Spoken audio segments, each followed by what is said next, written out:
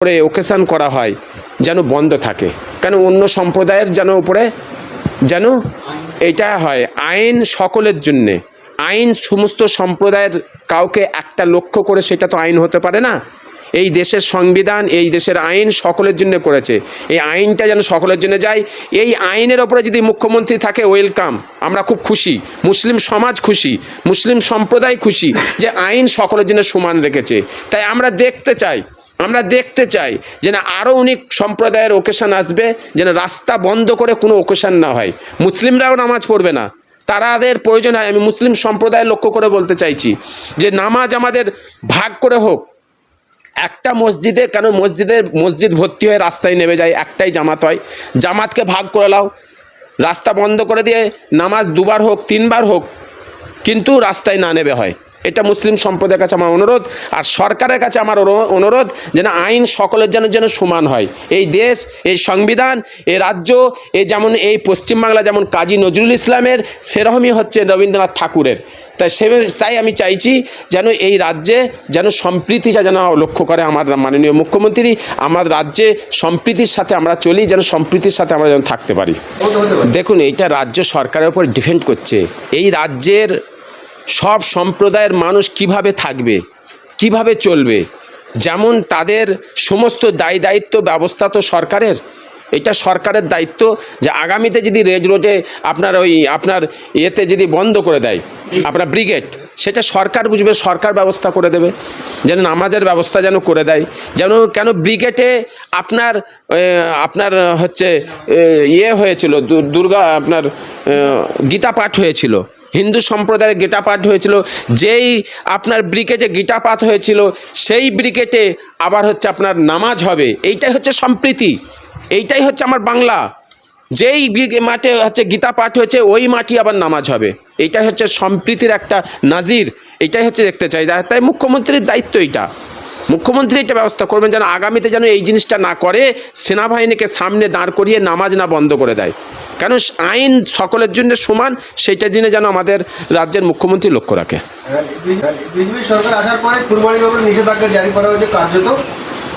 সেই জায়গায় মুর্শিদাবাদের যিনি দাবাং নেতা হুমায়ুন কবির, তিনি বলছেন অন্য কথা। কি বলছেন? আপনি শুনেছেন, তিনি বলছেন আমরা করবো, অসুবিধা নেই, মুখ্যমন্ত্রীর সঙ্গে আমাদের কথা। না, এইটাই তো আমি বোঝাতে চাইছি বাংলার মানুষকে। এখন বললেন কিছু হচ্ছে অন্ধভক্ত আছে গালাগালি করবে, কিছু অন্ধভক্ত আছে গালাগালি করবে। এরাই হচ্ছে দেশের শত্রু, এরাই হচ্ছে জনসাধারণের শত্রু, এরাই হচ্ছে পশ্চিমবাংলাকে শেষ করছে, আর এরাই হচ্ছে পশ্চিমবাংলাকে শেষ করেছে। এমন বলেছে যে এখানে আমরা হচ্ছে মসজিদ করব। এই তো নিজের মুখের কথা যে আমি বাবরি মসজিদ করেছিলাম বলেই তবে বিজেপি জিতেছে, এত সিট বেড়ে গেছে, তার নিজের মুখের কথা। আজকে এই তো বলবে, এর বিরুদ্ধে আমাদের সবাইকে একতা হতে হবে। নাই আজকে দেশের সংবিধানকে মুসলিম সম্প্রদায় ভালোবাসে। আজকে প্রফেট মুহাম্মদ সাল্লাল্লাহু আলাইহি ওয়াসাল্লাম, যারা মুসলমান, আমাদের রসুল, আমাদের নবী প্রফেট মুহাম্মদ সাল্লাল্লাহু আলাইহি ওয়াসাল্লাম বলছেন যে তোমরা আগে যেমন নিজের ধর্মকে ভালোবাসো, যেমন তোমাদের ইমান, তো দেশকে ভালোবাসা, দেশের সংবিধানকে মানা, এটা হচ্ছে ইমানের একটা অঙ্গ। দেশের ভালোবাসা হচ্ছে একটা ইমানের অঙ্গ। দেশকে ভালোবাসতে হবে। তো এই দেশের একটা আইন বের করেছে সরকার। কি আইন? যে গোহত্যা করা যাবে না।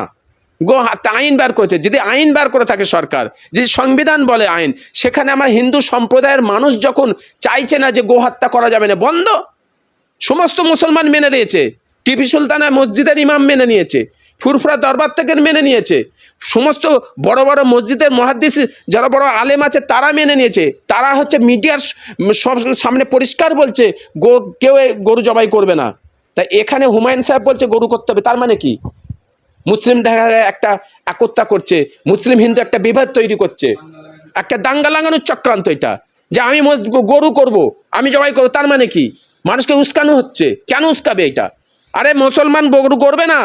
এর হুমায়ুন সাহেবের বলা উচিত যে যেমন মুসলিমরা গরু করবে না, গো হত্যার জন্য যখন এরকম ব্যবস্থা হচ্ছে, তাহলে কোনোভাবে এক্সপোর্ট না হয়, গরু কোনোভাবে বাইরে ব্যবসা না হয়। এই গরুর হচ্ছে বিফ কোম্পানিগুলোকে বন্ধ করো, বিফ কোম্পানিগুলোকে বন্ধ করো।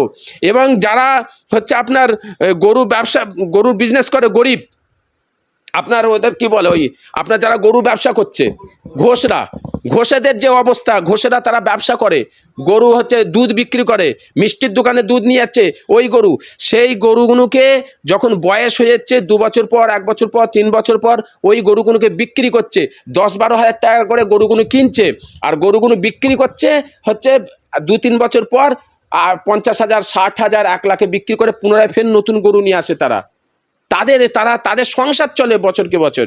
তাহলে হুমায়ুন সাহেবের বলা উচিত সরকার এদের ব্যবস্থা করুক, এদের কি বিকল্প কি জীবিকা হবে, এরা কি ব্যবসা করবে সেইগুলো বলুক, তার জন্য মাঠে নামুক, তার জন্য পথে নামুক, যে এই গরু ব্যবসায়ী গরিবগুলো যে গরু ব্যবসা করতে পারবে না এদের জন্য সরকার কি ব্যবস্থা করছে সেইটা হুমায়ুন সাহেব দাঁড়িয়ে প্রতিবাদ করুক। সেইটা না করে কি করে হিন্দু মুসলিম দাঙ্গা করা যায় তার জন্য উনি বলছেন যে হচ্ছে গরু আমরা জবাই করব, পশু হত্যা করব, গরু জবাই করব, এইটা মানে কি উস্কানিমূলক কথাবার্তা হচ্ছে। এর জন্য শাস্তি হওয়া দরকার, কঠিন এর ব্যবস্থা করার দরকার।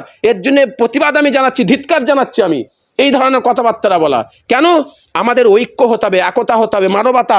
আমরা পশ্চিমবাংলায় কোনোভাবে আমরা সম্প্রীতিকে নষ্ট করতে চাই না। আমরা এই পশ্চিমবাংলায় এতদিন সরকার বলেনি, তাই এখানে গো হত্যা হয়েছে, গরু জবাই হয়েছে, মানুষ ব্যবসা করেছে, বিজনেস করেছে। এখন নতুন সরকার এসছে, তিনি বলছে গো হত্যা হবে না, করবো না। কিন্তু আমাদের প্রশ্ন হচ্ছে এই প্রতিবাদটা আমাদের সকলকে করতে হবে।